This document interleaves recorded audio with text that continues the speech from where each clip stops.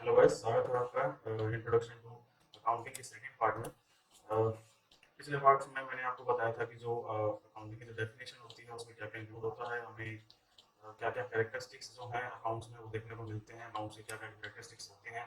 इस वीडियो में हमें देखने को मिलेगा कि ऑब्जेक्टिव्स ऑफ अकाउंटिंग क्या क्या होते हैं, उसके एडवांटेजेस क्या क्या होते हैं और लिमिटेशंस क्या हैं अकाउंटिंग से रिलेटेड। अगर आपने मेरी पहली वीडियो पहला पार्ट नहीं देखा है इंट्रोडक्शन टू अकाउंटिंग का, तो पहले आप वो देखिए। मैं उसका लिंक आपको डिस्क्रिप्शन में दे दूंगा या फिर ऊपर आई बटन में दे दूंगा। तो अब अपने स्टार्ट करते हैं सेकंड वीडियो। सेकंड वीडियो के लिए मैंने यहाँ पे आपके लिए नोट्स बनाए हैं। अ, इसमें क्या है कि है तो आपकी बुक से रिलेटेड ही, पर मैंने इसमें जो वर्डिंग्स जो हैं, जो लेंथी वर्डिंग्स थी उसको मैंने ब्रेकअप कर दिया है, छोटे छोटे पार्ट्स में डिवाइड कर दिया है ताकि आपको समझने में इजी रहेगा। अब अगर आप देखिए ऑब्जेक्टिव्स ऑफ अकाउंटिंग क्या होता है। ऑब्जेक्टिव से हम समझते हैं कि अपने अकाउंटिंग करते क्यों हैं, अकाउंटिंग हम क्यों करते हैं। तो सबसे पहले तो हमें ये समझना होगा कि अकाउंटिंग जो है वो मैंने आपको कल बताया था कि अकाउंटिंग का मतलब क्या होता है। अब ऑब्जेक्टिव जो होते हैं उससे रिलेटेड कि और ऐसे तो है नहीं कि हम अकाउंटिंग कभी भी करने लग जाएंगे तो हमारा कोई उससे कोई गोल ही नहीं होगा तो फिर अकाउंटिंग का फायदा है। तो हमें सबसे पहले अपना जो गोल है वो सेट करना पड़ेगा, ऑब्जेक्टिव जो है वो देखना पड़ेगा हमें कि हमारा जो ऑब्जेक्टिव है अकाउंटिंग करने का वो क्या क्या है। तो सबसे पहला जो पॉइंट निकल के आ रहा है यहाँ पे वो है मेंटेनिंग अकाउंटिंग रिकॉर्ड्स। तो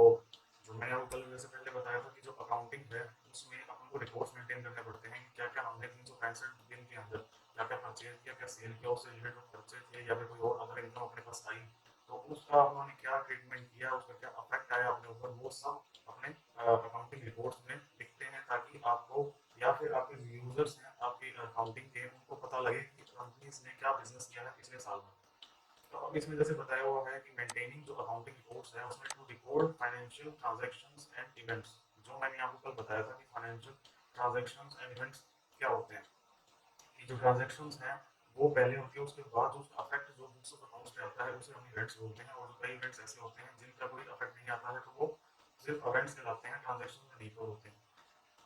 वैसे ही एक बात जो है वो है following the principles of accountancy. अब इसमें अगर पूरा आपने जो इसका सेंटेंस पढ़े to record financial transactions and events following the principles of accountancy. अब प्रिंसिपल्स ऑफ अकाउंटेंसी क्या है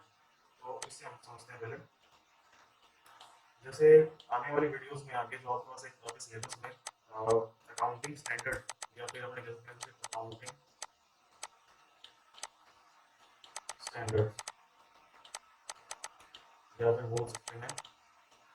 इंडियन अकाउंटिंग स्टैंडर्ड्स। तो अब ये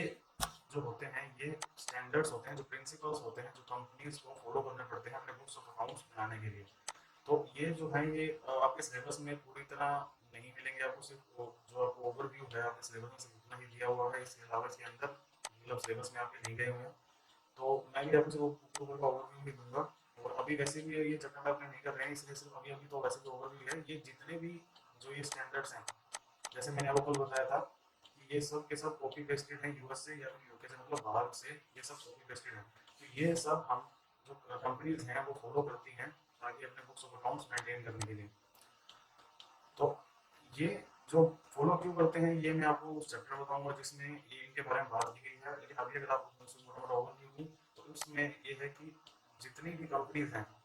वो इन सब अकाउंटिंग स्टैंडर्ड्स को एक साथ अप्लाई करती हैं, जिससे क्या है कि जो कंपेरेबिलिटी है दोनों कंपनी के बीच में वो मेंटेन होती है। अगर कोई यूजर है जो जिसे हम बोल सकते हैं इन्वेस्टर होता है, बाहर का यूजर एक्सटर्नल यूजर कह सकते हैं उन्हें, तो वो इन दोनों कंपनीज को अच्छी तरह कंपेयर कर पाएगा अगर वो एक ही प्रिंसिपल यूज कर रही है। अगर वो अलग अलग प्रिंसिपल्स यूज करेंगे तो वो कंपेरेबल इंफॉर्मेशन नहीं होगी। इसीलिए ये हमारी गवर्नमेंट ने अप्लाई किया है सभी कंपनीज को कि वो अकाउंटिंग स्टैंडर्ड्स जो हैं वो अडॉप्ट करे ताकि उनके बुक्स ऑफ अकाउंट्स में ट्रांसपेरेबिलिटी आए, ताकि जो बाहर के जो इन्वेस्टर्स हैं वो अच्छे से उनके बुक्स ऑफ अकाउंट्स कंपेयर कर सकें। अब आगे का पढ़ते हैं हम। अब आगे जो अगला पॉइंट है वो है डिटरमाइनिंग प्रॉफिट और लॉस। वो जो मैंने आपको कल बताया था कि हम बुक्स ऑफ अकाउंट्स इसलिए बनाते हैं ताकि जो हमारे जो बुक्स ऑफ अकाउंट्स का जो रिजल्ट है उससे जो ओनर है वो क्या डिसीजन ले सकता है। तो डिटरमाइनिंग प्रॉफिट और लॉस जैसे P&L बनता है फाइनेंशियल स्टेटमेंट्स में। जैसे हमने कहा था recording classifying and summarising. Summarising में मैंने आपको बताया कि ट्रायल बैलेंस बनता है, P&L बनता है, बैलेंस शीट बनता है। वैसे ही जो P&L बनता है उसमें आपको पता लगता है कि जो अपने पूरे साल जो उन्होंने काम किया उसका अपना क्या रिजल्ट निकला, प्रॉफिट निकला या लॉस निकला। तो वो ये बता रहा है कि हमारा ऑब्जेक्टिव होता है अकाउंटिंग का कि हमें ये पता लगाना कि हमारा प्रॉफिट हुआ है या लॉस हुआ है। Whether the firm has earned profit or incurred losses, the difference between the two sides is either profit और लॉसेस। अब मैं आपको एक बार बता देता हूँ कि होता कैसे है। जैसे टी शेप में कैंडल होता है, जैसे कैंडल बोलते हैं, यहाँ पे इस साइड में, इस साइड को अपने बोलते हैं डेबिट। अभी आपको सिर्फ एक बार बता रहा हूँ ये होता कैसे, ना तो आपको पता डेबिट होता क्या है, क्रेडिट क्या होता है, लेकिन फिर भी आप ऐसे याद करने के लिए और दिमाग बिठाने के लिए देख लीजिए। ये लेफ्ट साइड जो होती है वो डेबिट होती है और राइट साइड होती है क्रेडिट होती है। जो लेफ्ट साइड में जो भी आइटम्स आती हैं वो सब हमारे एक्सपेंसिव होते हैं, और जो इस साइड में राइट साइड में जो आइटम्स आती हैं वो सारे के सारे हमारे प्रॉफिट्स होते हैं और गेन। तो अब होता क्या है, अगर ये साइड लेफ्ट साइड अगर हमारी ग्रेटर है राइट साइड से तो हमारा लॉस आ जाएगा, और वो लॉस यहाँ निकलेगा to net by net loss के नाम से। यहाँ पे जो एक्सेस अमाउंट होगी लेफ्ट साइड की ओवर द राइट साइड वो यहाँ पे आ जाएगी। जैसे ही अगर वाइस वर्सा आपने देखें जो राइट साइड का जो टोटल अमाउंट है वो लेफ्ट साइड से ज्यादा है, तो जितना एक्सेस होगा तो नेट प्रॉफिट के नाम से यहाँ आ जाएगा लेफ्ट साइड में। तो इसे अपने बैलेंसिंग करना बोलते हैं। वैसे इसीलिए यहाँ पे लिखा हुआ है difference of between the two sides debit credit is the profit और लॉस, या फिर वो प्रॉफिट होगा या लॉस होगा। थर्ड पॉइंट में लिखा है कि डिटरमाइनिंग द फाइनेंशियल पोजीशन। और जैसे इसमें लिखा नो फ्रॉम बैलेंस शीट, ये मैंने यहाँ पे एग्जांपल लिखा है, इसका मतलब बताया था आपको क्या है। जैसे कैंडल से हमें पता लगता है कि प्रॉफिट हो रहा है या लॉस,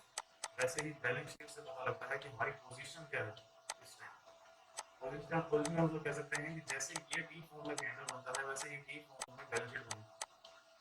यहाँ पे सब लायबिलिटीज आई लेफ्ट साइड में, इधर सारे एसेट्स आई राइट साइड में।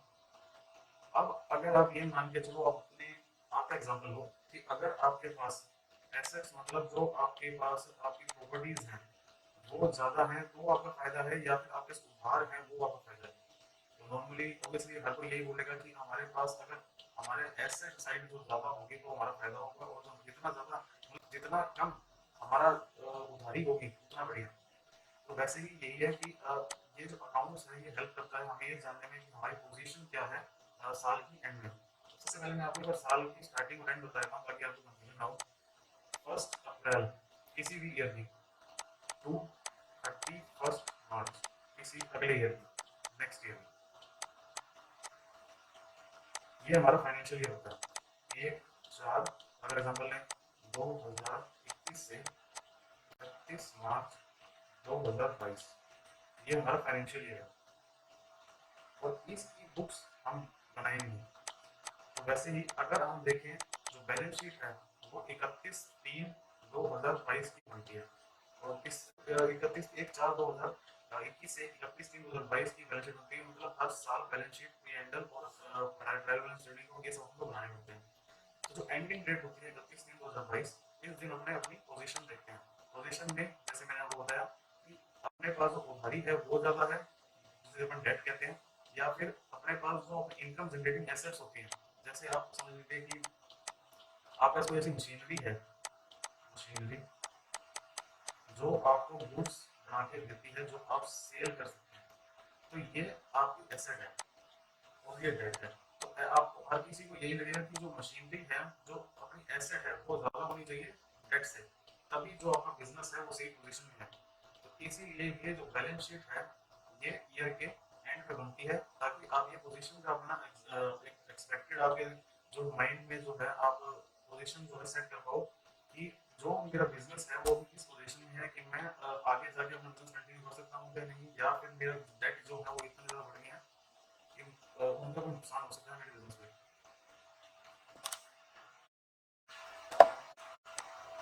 तो अपने अब मैनेजमेंट को कैसे अकाउंट जो है फैसिलिटेट करता है ये मैं बताता हूँ। Management often requires financial information for decision making के लिए। डिसीजन मेकिंग की जब बात आ रही है एजिंग ऑफ डेटर्स, अब एजिंग ऑफ डेटर्स का मतलब क्या हुआ। जैसे देखिए कि आपके एक शॉप है, मैंने जैसे आपको इसकी वीडियो पहले पार्ट जो था इंट्रोडक्शन टू अकाउंटिंग का उसमें आपको बताया था कि एग्जांपल लीजिए कि आपकी एक शॉप है और आपने किसी को कोई सामान जो है सेल किया, तो उसमें आपको कहा कि वो सामान है वो क्रेडिट पे है, मतलब पेमेंट है वो बाद में आने वाले टाइम में आएगी, अभी आपको उसने हाथों हाथ आपको कैश नहीं दिया है, तो उस केस में क्या होगा कि आपको दो फैक्टर्स जो कंसीडर करने पड़ेंगे। पहला फैक्टर तो ये कि जो आपका जो कैश है वो टाइम पे आएगा या नहीं आएगा, और दूसरा फैक्टर तो ये है कि अगर वो टाइम पे आ जाता तो उस पे आपका इंटरेस्ट कितना बनता, मतलब आप उस पैसे से कितना इंटरेस्ट कमा सकते थे, चाहे आप उस पैसे को यूज नहीं करते इंटरेस्ट कमाने में, लेकिन आपको ये दो फैक्टर्स कंसीडर करने पड़ते हैं कि वो पैसा कब आएगा, और अगर वो पैसा उसी टाइम आ जाता तो आप उस पे जब तक वो पैसा आएगा तब तक कितना इंटरेस्ट कमा लेते।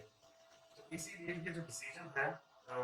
मैनेजमेंट का, वो अकाउंट्स को देख के ही मैनेजमेंट ले पाती है कि जो हमारे जो डेटर्स हैं वो कितने टाइम में हमें पैसे दे देते हैं, और अगर वो लेट करते हैं तो हम उस पैसे पे कितना इंटरेस्ट कमा सकते थे अगर वो हमारे पास टाइम पे आ जाता। तो इस बेस पे मैनेजमेंट जो है डिसीजन लेगी कि हमें जो है अलाउड करना है या टाइम आने वाले टाइम में अगर फ्यूचर में अगर वापस से अगर ऐसी कोई ट्रांजेक्शन होती है जो क्रेडिट बेस पे होती है तो वो हमें अलाउड करना है या नहीं करना है। दूसरा जो है अफेक्टिव कंट्रोल इसमें आ जाता है कि मैनेजमेंट ने साल के एंड में अपने बुक्स ऑफ अकाउंट्स बनाए, उसमें पता लगा कि जो पीएनडीएम जो एक्सपेंडिचर शो हो रहे हैं, जो मिसलेनियस मतलब छोटे मोटे खर्चे जो शो हो रहे हैं वो अननेसेसरी तो नहीं है, मतलब कि आपके जो कंट्रोल मैनेजमेंट कंट्रोल में तो है ना वो एक्सपेंडिचर, आपको अगर एंड में पता लगा कि जो एक्सपेंडिचर है वो नॉर्मल एक्सपेंडिचर से काफी ज्यादा एबनॉर्मल एक्सपेंडिचर्स हो रहे हैं जो कि मैनेजमेंट को लगता है कि अलाउड नहीं होने चाहिए थे, तो वो मैनेजमेंट इस अकाउंट से मतलब अकाउंट्स की हेल्प से ये जान सकता है कि जो एक्सपेंडिचर थे वो क्या थे। बजट एंड फोरकास्टिंग में जैसे ये आने वाले आगे जो चैप्टर्स आएंगे उसमें आपको अच्छी तरह नॉलेज आएगी इसकी प्रोविजंस क्या होते हैं। प्रोविजंस का मतलब ऐसे होता है कि कुछ खर्चे ऐसे होते हैं जो आप सिर्फ उसका अंदाजा मतलब एक्सपेक्टेशंस जो है वो से डेवलप कर सकते हैं, आपको अंदाजा ही होता है कि वो खर्चे क्या होंगे कैसे होंगे। जैसे डेटा स्टाइल मैं आपको बताता हूँ एग्जांपल कि आप किसी ने आपसे कुछ भरी के कुछ सामान खरीदा, आपसे आपको उससे उम्मीद थी कि वो 10 दिन में आपके पैसे आपको वापस कर देगा, लेकिन 10 दिन बाद वो आपको पैसे वापस नहीं करता है, और आपको कहीं से पता लगता है कि वो जो जो बंदा आपसे सामान लेके गया था जिससे आपको उधारी थी वो या तो शेयर छोड़ के भाग गया या फिर इंसॉल्वेंट हो गया, मतलब कंगाल हो गया। तो इसीलिए उसमें बेस पे आप क्या करोगे कि उसके ना करने से पहले पैसे ना देने से पहले आप एक प्रोविजन बनाओगे अपने अकाउंट्स में जो सप्रेस करेगा वो प्रॉफिट्स को, ताकि आप उसकी जो पोजीशन जो है रिजल्ट्स की जो पोजीशन है वो सही कर सको। इसीलिए जो है प्रोविजन ऑफ डाउटफुल डेट्स बनता है, प्रोविजन फॉर एक्सपेंस भी कह सकते हो। तो वो इसलिए बनता है कि आप एक अंदाजा लगा रहे हो कि वो भाग गया है शेयर छोड़ के या फिर कंगाल हो गया है तो हमारे पैसे रिकवर होने लगभग ना के बराबर है, तो हम जो अपनी बुक्स में पहले से ही इसे लॉस की तरह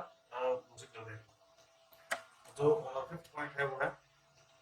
providing accounting into info to users. अब जैसे मैं आपको बताता हूँ कि जैसे यूजर्स तो कुछ यूजर्स होते हैं अपने फाइनेंशियल स्टेटमेंट्स के, यूजर्स खाली हम ही नहीं होते हैं, खाली हमारे एम्प्लॉयज ही नहीं होते हैं, हमारे मैनेजमेंट ही नहीं होते, बाहर भी कुछ एक्सटर्नल यूजर्स होते हैं जो हमारे बुक्स ऑफ अकाउंट्स को उतनी ही उनके लिए उतनी जरूरी होती है। अब जैसे मैं अगर एग्जांपल के तौर पे आपको बताऊं कि इंटरनल यूजर्स जो होते हैं जैसे ओनर्स, तो उसमें बेस पे क्या होता है कि ओनर्स के लिए अकाउंट्स क्यों जरूरी है कि वो ये देखते हैं कि हमारा बिजनेस है उसका जो रिजल्ट निकल रहा है वो प्रॉफिटेबल है या नहीं है, तो पहला पॉइंट तो ये हो गया। एम्प्लॉयज के लिए किस लिए यूजर्स होते हैं अकाउंटिंग स्टेटमेंट्स के लिए, वो इसलिए होते हैं कि अगर जो फाइनेंशियल स्टेटमेंट्स हैं वो जो रिजल्ट दे रही है वो अमेंडेंस में प्रॉफिट दिखा रही है, मतलब जितना एक्सपेक्टेड था उससे ज्यादा प्रॉफिट जो है वो शो हो रहा है बुक्स ऑफ अकाउंट्स में, तो एम्प्लॉइज जो है वो एक्सपेक्ट करेंगे कि कंपनी जो है इस बार हमें बोनस इशू करेगी। तो ये हो गया दूसरा पॉइंट कि एम्प्लॉइज को यूजर्स होते हैं। एक्सटर्नल यूजर्स की अगर बात करें नहीं तो जो बैंक्स होते हैं वो और जो क्रेडिटर्स भी आप उसी कैटेगरी में ले सकते हैं कि जिन्होंने कंपनी को कुछ पैसा जो है वो लैंड किया हुआ है, कुछ पैसा दिया हुआ है काम करने के लिए, तो बैंक्स और जो क्रेडिटर्स हैं वो उस फाइनेंशियल स्टेटमेंट्स को इसीलिए पढ़ेंगे ताकि उन्हें ये पता लग सके कि जो हमने पैसा दिया था कंपनी को वो रिकवरेबल है या नहीं है, कि कंपनी का जो बिजनेस है वो स्मूथली रन हो रहा है और जो हमने पैसे कंपनी को दिए थे वो हम एक्सपेक्ट कर सकते हैं कि आने वाले फ्यूचर में कि हमें मिल जाएंगे, और अगर उन्हें लगता है कि वो कंपनी जो है अभी घाटे में चल रही है या फिर कंपनी से आगे फ्यूचर में पैसा रिकवर करना मुश्किल है, तो फिर बैंक और जो क्रेडिटर्स हैं वो जो है कुछ डिसीजन लेंगे कंपनी के अगेंस्ट में या फिर कुछ करने की कोशिश करेंगे ताकि जो है वो रिकवरी कर सकें। मतलब कि जो बैंक्स और जो क्रेडिटर्स हैं जिन्होंने पैसा लैंड किया है वो हर साल कंपनीज के बुक्स ऑफ अकाउंट्स जो है उनको अच्छी तरह रीड करते हैं एनालाइज करते हैं ताकि जो वो है पोजीशन देख सके कंपनी की। वैसे इन्वेस्टर्स जो है वो अगर मैं बोलूँ आपको जो लिस्टेड कंपनीज होती हैं जिनके शेयर्स अगर आप जानते हो शेयर्स क्या होते हैं जिसको ट्रेड होते हैं जिनके जिसमें सेल परचेज होती है, तो उस बेस पे क्या होता है इन्वेस्टर्स जो हैं वो बुक्स ऑफ अकाउंट देखते हैं कंपनी के, ताकि वो ये पता लगा सके कि इस कंपनी में आगे इन्वेस्ट करना प्रॉफिटेबल रहेगा या नहीं रहेगा। वैसे गवर्नमेंट की अगर बात करें तो जीएसटी कलेक्शन और इनकम टैक्स अगर बात करें तो उसमें भी जो गवर्नमेंट है वो बुक्स ऑफ अकाउंट जो है कंपनीज के वो एनालाइज करती है, ताकि उन्हें ये पता लग सके कि जो कंपनीज के ऊपर जो इनकम टैक्स लगना था वो उन्होंने सही तरीके से पे किया है या नहीं। तो मतलब इनकम टैक्स कैलकुलेशन करने के लिए, जीएसटी कैलकुलेट करने के लिए वो फाइनेंशियल स्टेटमेंट जो है वो एनालाइज किए जाते हैं गवर्नमेंट द्वारा, तो इसीलिए गवर्नमेंट जो है एक्सटर्नल यूजर होती है। अब अगर बात करें protecting business assets की, to have reports of assets owned by the business which enables them to protect and exercise control over them। तो इसमें मैंने जो आपके लिए एग्जांपल दिया है वो दिया है नटराज और अप्सरा ने। अब ये क्यों दिया है समझिए। अकाउंट्स जो है वो हमारे जो एसेट्स हैं उनको प्रोटेक्ट करने में हमारी हेल्प करता है। वो कैसे कि अगर आप मान के चलें कि जो अप्सरा और नटराज जो कंपनीज है उनका जो मेन स्टॉक जो है वो होता है पेंसिल्स का। फिनिश गुड्स जो है उनकी पेंसिल्स हैं तो उसी का वो स्टॉक होता है। अब कंपनीज जो है वो एक्सपेक्ट करती हैं ऑनेस्टी अपने जो वर्कर्स हैं उनसे, कि जो हमारा जो स्टॉक है जो कहीं भी कैरी हो सकता है पॉकेट्स में कहीं पे, जो वर्कर्स हैं वो ऐसा कुछ काम नहीं करेंगे अपने घर पे, वो मतलब अपने घर पे नहीं ले जाएंगे वो एसेट्स को अपने बच्चों के लिए किसी के लिए। तो इसीलिए जो अकाउंट जो है वो मेंटेन किए जाते हैं, ताकि जो स्टॉक हमारे पास जो प्रोडक्शन हुआ उस पेंसिल्स का, और जो सेल हुई साल के अंदर, और जो क्लोजिंग स्टॉक बचा, मतलब हमारे पास कितना हमने बनाई पेंसिल, हमने कितनी उसे बेची, और कितना जो हमारे पास जो है पेंसिल का स्टॉक लास्ट में बचा, तो वो सब अकाउंट जो है वो हेल्प करता है आपको जानने में कि कितना आपके पास जो स्टॉक है वो बचा है, ताकि कंपनी जो है ये डिसाइड कर सके कि कोई ईयर में किसी वर्कर ने वो जो स्टॉक है वो चुरा तो नहीं लिया है, अपने घर को नहीं ले गया है, या फिर कुछ और कुछ भी ना कर दिया हो। तो इसीलिए जो ये एसेट्स हैं उनकी मतलब अकाउंट्स है वो अनेबल करता है एसेट्स की प्रोटेक्शन को, और जो कंपनी है उन पे कंट्रोल एक्सरसाइज कर सकती है उससे, क्योंकि उनको पता लग जाएगा कि हमारे पास कितना स्टॉक था और वो कितना होना चाहिए था। तो उस डिफरेंस से जो कंपनीज हैं वो एक्सरसाइज कंट्रोल कर सकती हैं। ये पता लगाने में हेल्प कर सकता है ये अकाउंट कि वो स्टॉक गया कहाँ और किसने इसे अगर चुराया है तो किसने चुराया है। अगर एडवांटेजेस की बात करें, यहाँ तक हमारी ऑब्जेक्टिव्स है, अब एडवांटेजेस की बात करते हैं। वैसे मैं आपको के सारे कॉन्सेप्ट्स नहीं पढ़ा रहा हूँ, क्योंकि सारे जो कॉन्सेप्ट्स हैं वो बेसिकली सिमिलर से कॉन्सेप्ट्स हैं, तो आपको जो पॉइंट्स हैं वो सभी कॉन्सेप्ट सिमिलर मिलेंगे। तो अगर मैं आपको ये कॉमन कॉन्सेप्ट्स जो है वो समझा दूंगा, तो आपको जो बुक में जो दूसरे कॉन्सेप्ट्स हैं वो इजीली अंडरस्टैंड हो जाएंगे, क्योंकि जो पॉइंट्स हैं वो कॉमन है सभी कॉन्सेप्ट्स के अंदर। एडवांटेजेस की अगर बात करें अपने अकाउंटिंग में, तो पहला आता है फाइनेंशियल इन्फॉर्मेशन अबाउट बिजनेस। तो जैसे मैंने आपको ऊपर बताया था कि फाइनेंशियल इन्फॉर्मेशन जो है वो क्या होती है, कि जो पी&एल है उसमें आपको पता लगता है कि प्रॉफिट कितना कमाया, लॉस कितना हुआ अपने आपको। और बैलेंस शीट की बात करें तो बैलेंस शीट में आपको पोजीशन का पता लगता है कि कितना हमारे ऊपर कर्जा है और कितना हमने आगे अगर किसी को लोन दिया हुआ है, एडवांसेस दिया हुआ है वो है, या फिर हमारे पास कितने एसेट्स हैं जिससे हम इनकम जो है जनरेट कर पा रहे हैं। तो वही सेम सेम यहाँ बात लिखी हुई है कि प्रॉफिट अर्न और लॉस इनकर्ड जो पी&एल से पता लगता है, और financial position at the end of the accounting period जो है बैलेंस शीट से पता लगती है। और दूसरा पॉइंट जो है वो है असिस्टेंस टू मैनेजमेंट, और मैंने आपको पहले बताया था कि डिसीजन मेकिंग में हेल्प करता है, इफेक्टिव कंट्रोल करने में हेल्प करता है। तो ये सब पॉइंट सेम सेम वही ऊपर वाले हैं ऑब्जेक्टिव। Replaces memory. अब इसमें क्या होता है कि अकाउंट जो है उसका एक एडवांटेज ये है कि जो आपने अगर कोई भी ट्रांजैक्शन की है, कि जैसे होता क्या है कंपनीज में जैसे ही कोई ट्रांजैक्शन या फिर कोई इवेंट्स या कुछ होता है, तो जनरली उसी टाइम पे जो है बुक्स ऑफ अकाउंट्स में वो एंट्रीज हो जाती हैं, ना कि साल के एंड में सारे के सारे अकाउंट्स होते हैं। अकाउंट्स हमेशा साथ साथ में पूरे साल में घूमते हैं और लास्ट में जाके उनका बैलेंस होता है, मतलब लास्ट में जाके उनका रिजल्ट पता लगता है। तो इसीलिए इसमें एडवांटेज जो है वो ये बताया कि जो आपकी जो मेमोरी है आपको याद रखने की जरूरत नहीं है कि कौन सी एंट्री कैसे हुई थी, कब हुई थी, किसके साथ हुई थी, क्योंकि उसके साथ में जब अकाउंट्स बनते हैं तो अकाउंट्स के साथ में जो है रिलेवेंट डॉक्यूमेंट्स होते हैं और जिससे बिल्स वगैरह कह सकते हैं वो जो है वो साथ में मेंटेन होते हैं, ताकि आपको याद रखने की जरूरत ना पड़े किस दिन ये ट्रांजैक्शन हुई थी और किसके साथ हुई थी, इसलिए उसमें उस केस में भी ये हेल्प करता है। और फोर्थ पॉइंट है फॉर फैसिलिटेट्स कंपैरेटिव स्टडी। अब इसमें होता है compare one year result with those of other years to locate significant changes. अब आपको एक इसमें वैसे बता देता हूँ, जैसे कि जो अकाउंटिंग स्टैंडर्ड्स हैं,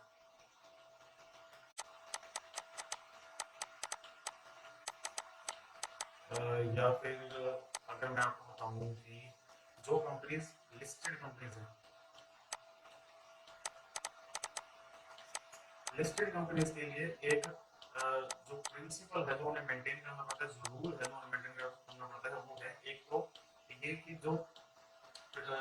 इस साल करंट ईयर की जो उन्हें बुक्स ऑफ अकाउंट्स है वो बनानी पड़ती है, और साथ में उन्हें प्रीवियस ईयर की बुक्स ऑफ अकाउंट्स ये दोनों साथ में उन्हें देनी पड़ती है जो उनके यूजर्स होते हैं। तो ऐसा क्यों? जैसा कि पॉइंट्स में बता रखा है, एडवांटेज में बता रखा है कि जो अकाउंट्स हैं वो हेल्प करता है हमें कंपेयर करने में। और कंपेयर का मतलब क्या समझेंगे आप कि जो आपकी बैलेंस शीट जो है करंट ईयर की वो आपको ऐसे दे रखी है, और वैसे ही आपको प्रीवियस ईयर की जो है वो दे रखी है। तो अगर जो करंट ईयर में जो है आपका डेट जो है वो बढ़ जाता है और कंपेरेटिवली टू प्रीवियस ईयर, तो आप ये मानोगे कि कंपनी जो है वो अभी रिस्क में एंटर हो गई है,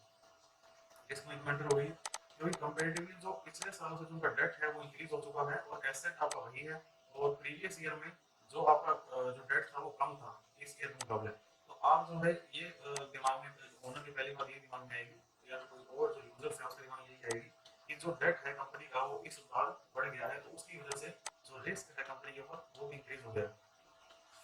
तो वही बात यहाँ पे लिखी हुई है कि compare one years result with those of other years to locate significant changes. तो सिग्निफिकेंट चेंजेस जो है वो यही है कि डेट जो है वो कंपैरेटिवली पिछले साल से बढ़ गया है, इंक्रीज हो गया है। और फिफ्थ पॉइंट है वो है फैसिलिटेट करता है सेटलमेंट ऑफ टैक्स लायबिलिटी, जो मैंने आपको बताया था कि ऑब्जेक्टिव्स में जो यूजर्स होते हैं, जो गवर्नमेंट एक यूजर एक्सटर्नल यूजर है,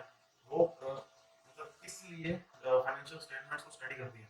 तो जैसे कि इसमें बता रखा है settlement income tax and GST liabilities it is considered as good evidence. तो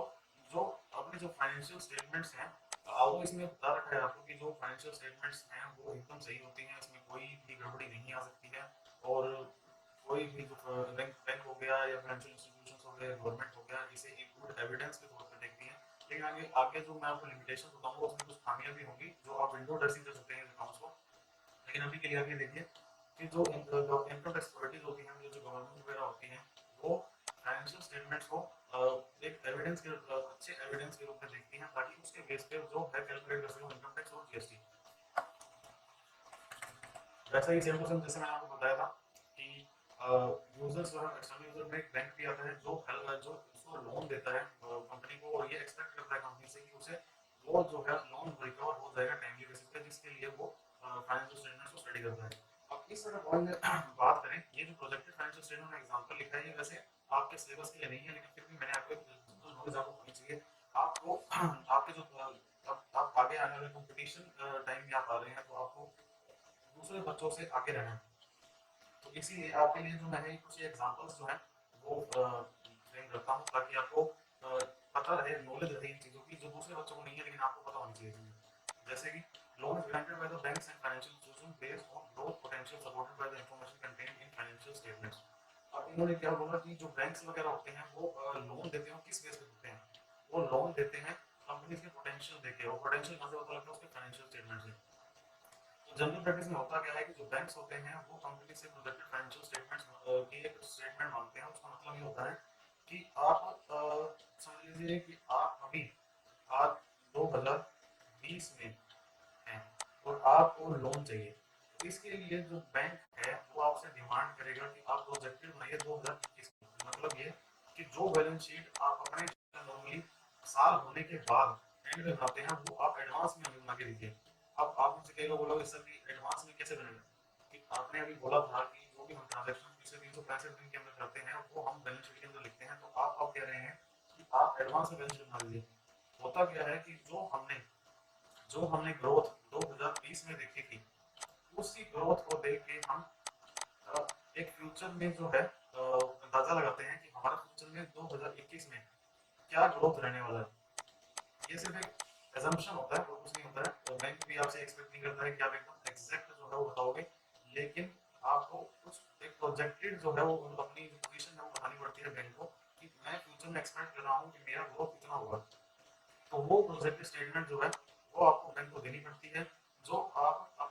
ये डिक्लेयर करते हो कि मेरे हिसाब से ये जो मेरी कंपनी की ग्रोथ है वो इतनी रहने वाली है, जिसके बेस पे जो बैंक है वो आपकी कंपनी को लोन देता है। अगर 7 पॉइंट की बात करें तो जैसा कि बैंक और गवर्नमेंट के लिए था, वैसे ही कोर्ट में भी जो है अकाउंट्स को एक अच्छा एविडेंस माना जाता है।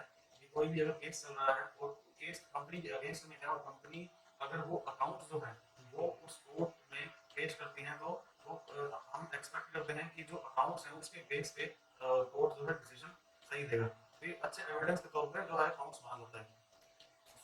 और अगर हम 8th पॉइंट की बात करें तो फैसिलिटी होता है सेल ऑफ बिजनेस। अब होता है कई बार कंपनी अगर लॉस में चल रही है और कंपनी लॉस में चल रही है तो जो ओनर है वो अब बेचना चाहता है बिजनेस को, तो वो वैल्यू कैसे करेगा उस बिजनेस की, मतलब वो अगर किसी को अपना बिजनेस बेचेगा तो वो ये कैसे देखेगा कि कितनी वैल्यू जो है मुझे रिसीव होनी चाहिए उस बिजनेस की। तो वो भी जो अकाउंट जो है वो हेल्प करता है डिटरमाइन करने में। जैसे कि जो भी जितना भी उसके बिजनेस में अपने बैलेंस शीट में जितना भी अपना एसेट पड़ा है या वो साथ में जितना लेफ्ट साइड में जितना भी आपके पास डेट डेट वगैरह है जो डेट वगैरह सॉरी डेट नहीं जितना भी डेट वगैरह है जितना भी आपका कर्जा है जो आपको देना है या फिर जितना आपके पास एसेट पड़ा है तो उन दोनों को आपको एडजस्ट करके आपके पास कितनी वैल्यू ऐसी है जो आपको रिसीव होनी चाहिए आपको बिजनेस बेचने के बाद, तो वो जो अकाउंट्स है वो आपका हेल्प करता है डिटरमाइन करने में। तो आपका 9 point assistance in the event of insolvency. जैसा सेम टू सेम ऊपर वाला पॉइंट था अभी जो नेक्स्ट पॉइंट मैंने किया है कि परचेज जो है परचेज प्राइस जो है वो डिटरमाइन करते हैं आपने किसी भी बिजनेस को अगर सेल करना हो अपन को, तो वैसे ही सेम टू सेम इसमें है कि explaining many transactions taken place in past that could lead the insolvency. तो जो अकाउंट्स हैं वो हेल्प करते हैं आपको ये देखने में कि इंसॉल्वेंसी होने से पहले आपकी ऐसी क्या ट्रांजैक्शंस थी जिसने आपको इंसॉल्वेंट होने पे मजबूर कर दिया। तो अगर इंसॉल्वेंसी आपकी होती है तो ये अकाउंट जो है जो आपने अभी तक अकाउंट्स बनाया है ये आपकी हेल्प करता है कि आपका जो उस टाइम तक जो आपके पास एसेट्स था और उस टाइम तक आपके पास जो भी आपका कर्जा था वो आपको कितना कर्जा पे करना है कितना एसेट जो है जिसको बेच के आप कर्जा पे करना है, तो वो जो अकाउंट्स हैं वो आपकी हेल्प करता है इस चीज में। 10th point helpful in partnership accounts. अब पार्टनरशिप जो होती है वो भी आपको अगर टाइम पता लगी आपको नहीं समझाएगा भी अगर आपको वैसे ही अगर मोटा मोटा समझना है तो पार्टनरशिप जो होती है जब दो तीन जो लोग होते हैं इंडिविजुअल जो होते हैं मिलकर कोई काम करते हैं तो उसे पार्टनरशिप बोलते हैं। तो होता क्या है कि जब पार्टनरशिप में अगर कोई नया पार्टनर अपन इंक्लूड करते हैं तो उसके लिए अपन को उस पर्सन से उम्मीद होती है कि वो कुछ कैपिटल लेके आएगा। तो कैपिटल क्या होता है, हम पैसा बोल सकते हैं कि वो कुछ पैसा हमारे बिजनेस में लेके आएगा। तो अब आप ये कैसे आप डिटरमाइन करोगे कि जो पैसा है वो कितना लेके आएगा, तो इसके लिए जो अकाउंट जो है वो हेल्प करते हैं आपकी। At the time of admission और रिटायरमेंट और डेथ ऑफ पार्टनर और in case of dissolution of the firm. अगर आप एडमिशन कर रहे हो किसी पार्टनर का तब भी आपको ये हेल्प करेगा कि कितना पैसा वो लेके आना चाहिए, रिटायरमेंट और डेथ के टाइम भी आपको हेल्प करेगा कितना पैसा जब वो जा रहा है या फिर उसके लीगल रिप्रेजेंटेटिव को जब उसकी डेथ के बाद मिलना चाहिए वो हेल्प करेगा। और डिसोल्यूशन अगर हो जाता है फर्म का मतलब जो फर्म है वो खत्म हो जाती है तो जो बिग मतलब उसका जो नाम है वो खत्म हो जाता है और सब पार्टनर अलग अलग हो जाते हैं, तो कितना पैसा हर पार्टनर को मिलेगा वो जो है वो अकाउंट से हेल्प से डिटरमाइन हो सकता है। 11th point helpful in decision making. जैसे ऊपर था कि जो अकाउंट्स हैं वो कैसे हेल्प करते हैं मैनेजमेंट की, वैसे ही सेम टू सेम जैसे पॉइंट कह सकते हैं आप helpful in taking important decisions. जो मैनेजमेंट होता है जैसे अपने बोल सकते हैं कि कंपनीज में कुछ डिपार्टमेंट्स होते हैं, प्रोडक्शन डिपार्टमेंट परचेज डिपार्टमेंट या फिर और भी एचआर डिपार्टमेंट कई सारे डिपार्टमेंट्स होते हैं। वैसा ही अगर आपने देखें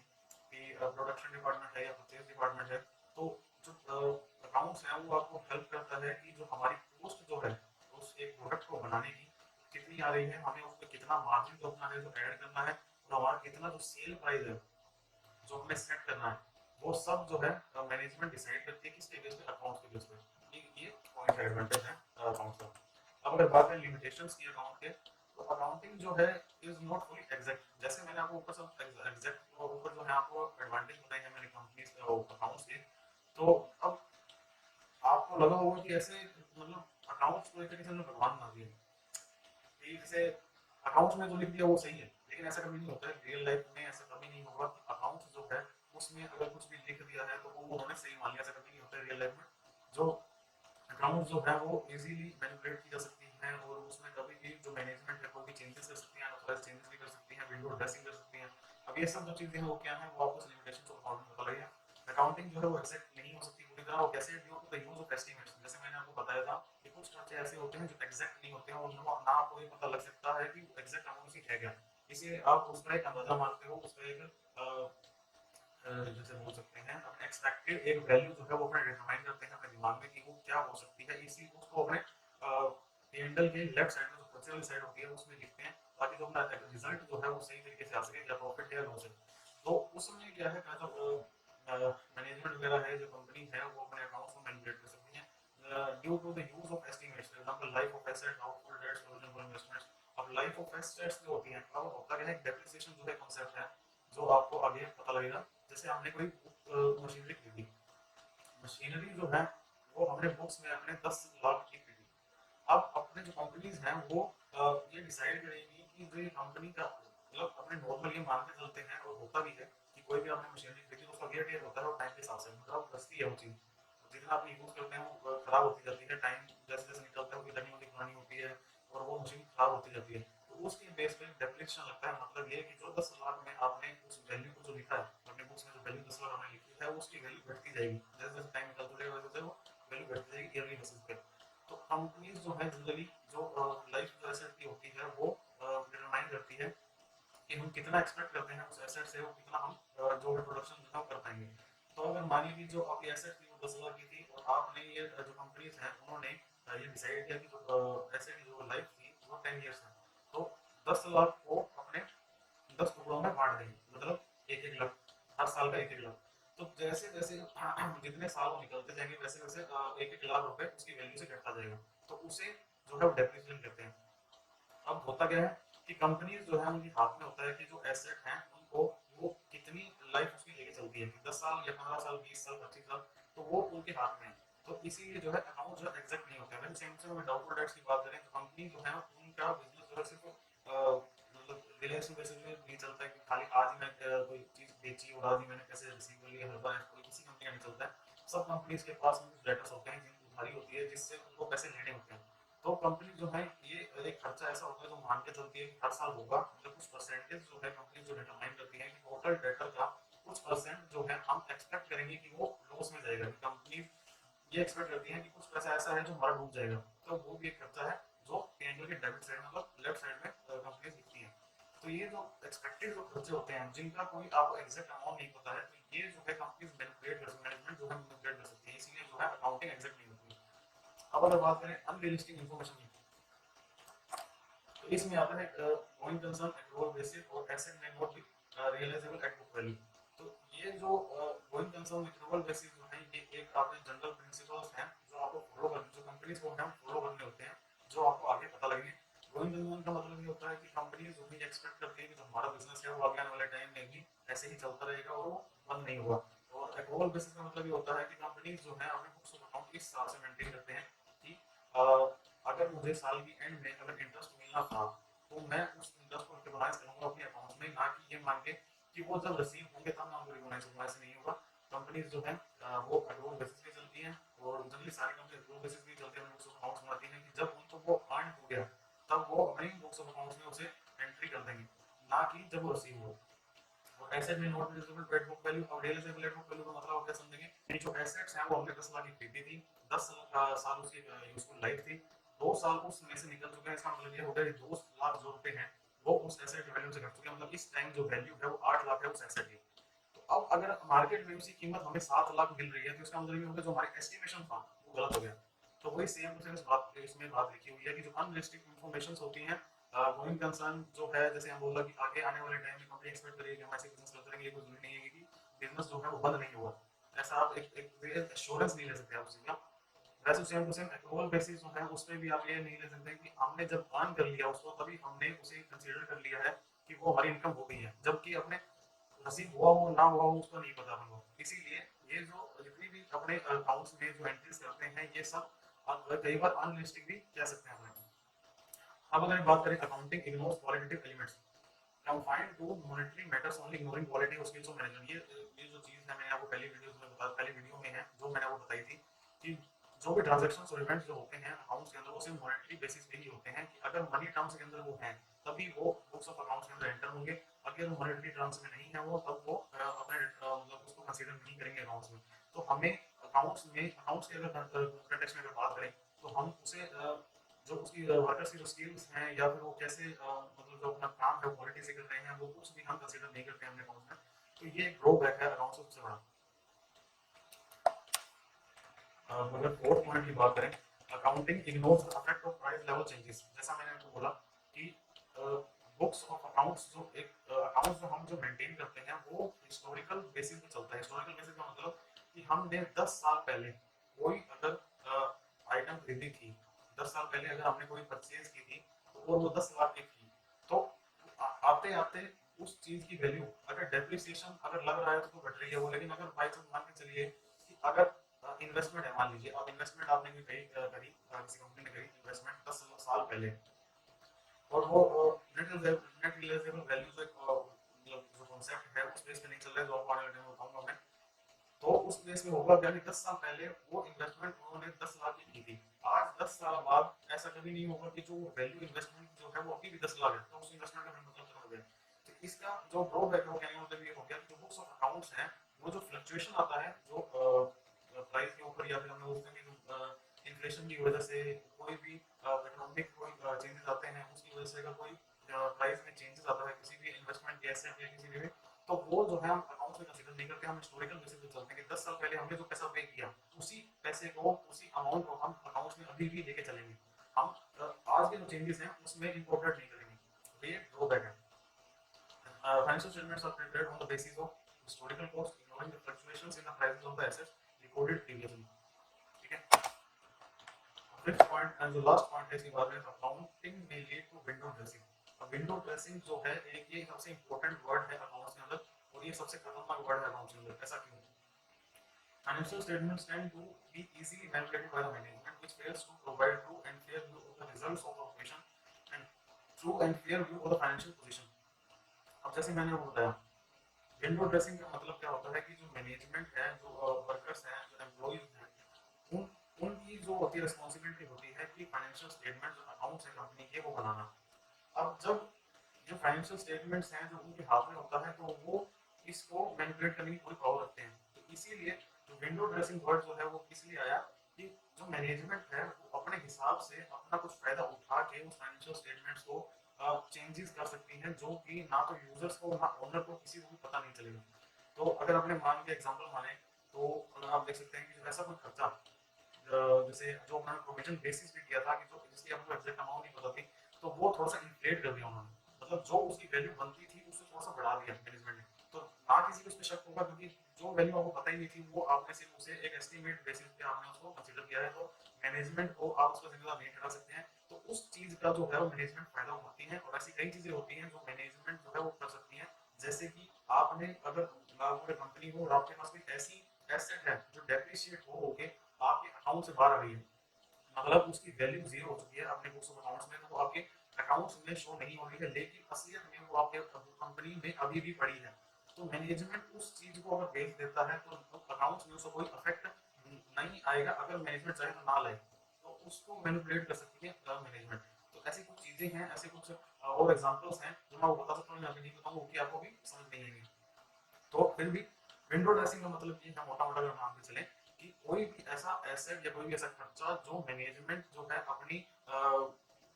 खुद से ऊपर नीचे कर सकती है, मतलब इन्फ्लेट कर सकती है, या फिर जो आपके पास कोई सेल के पैसे जो आ रहे हैं वो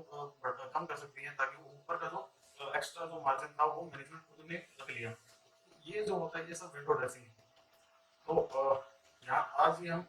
यहाँ पे रेकअप करेंगे अपनी वीडियो। तो मुझे लगता है कि आपको ये सब समझ में आया होगा। मैंने सब इजी लैंग्वेज में आपको बताने की कोशिश की, और आगे भी आने वाली वीडियोस में मैं आपको